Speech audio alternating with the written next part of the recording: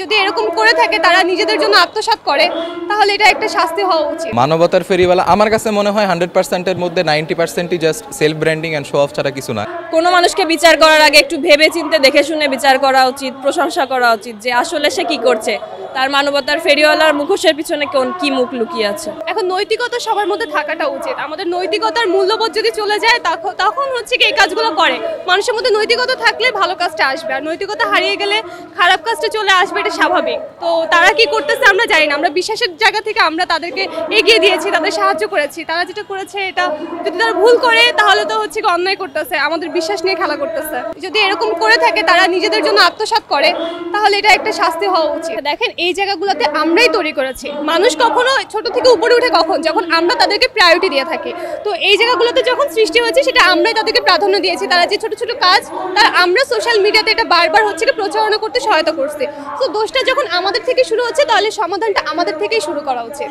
Social মিডিয়ায় অনেক বেশি মানবতার ফেরিওয়ালাদের দেখতে পাই, যারা বিভিন্নভাবে মানুষদের সাহায্য করে, সেগুলো সোশ্যাল মিডিয়ায় বিভিন্নভাবে পাবলিসিটি তৈরি করার জন্য এগুলো সোশ্যাল মিডিয়ায় দেয়। কিছু ক্ষেত্রে কিছু মানুষ অবশ্যই করে থাকে পাবলিসিটি পাওয়ার জন্য, খ্যাতি পাওয়ার জন্য, তারা এটাকে একটা মাধ্যম হিসেবে নেয়। অবশ্য খ্যাতি পাওয়ার জন্য হলেও যদি কিছু মানুষকে সাহায্য করা যায় তাও আমি এটাকে সাপোর্ট করি, যে অন্তত তারা নিজেরা পাবলিসিটি পাওয়ার জন্য হলেও কিছু অসহায় মানুষকে সাহায্য করছে। একটা মানুষের সব দিক তো খারাপ হয় না, কিছু ভালো দিকও থাকে, খারাপ দিকও থাকে। অবশ্যই যে মানুষটা যে ভালোটুকু করেছে তার সেটুকুকে প্রশংসা করতে হবে। এমন অনেকেই আছে, অনেক ফ্রড মানুষ আছে যাদের আমরা আপাত দৃষ্টিতে অনেক ভালো মানুষ মনে করি, কিন্তু পরবর্তীতে আমরা জানতে পারি যে না, তারা এইসবের আড়ালে অনেক অনৈতিক কর্মকাণ্ডে জড়িত।